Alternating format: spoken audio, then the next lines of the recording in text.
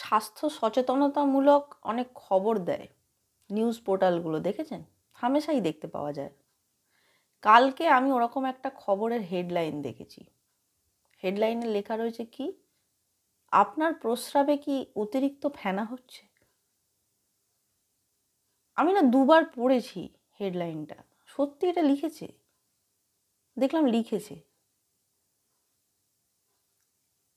ছোট থেকে বিজ্ঞাপন দেখে দেখে না টিভিতে এটাই শিখেছি যে ফেনা ওয়াশিং পাউডারে ভালো মানায়, ডিটারজেন্টে।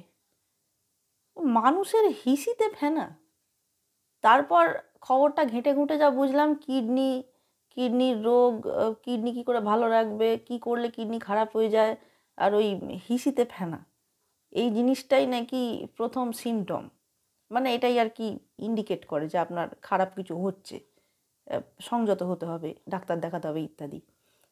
কিন্তু তাই বলে আপনার প্রস্রাবে কি অতিরিক্ত ফেনা হচ্ছে, এটা কে খবরের হেডিং করে? মানে ডিটারজেন্ট পাউডারের ফেনা মানা যায়, কফিতে ফেনা, এসপ্রেসো কফি মানা যায়, তাই বলে এসপ্রেসো পেচ্ছাপ এটা কি করে মেনে নেব?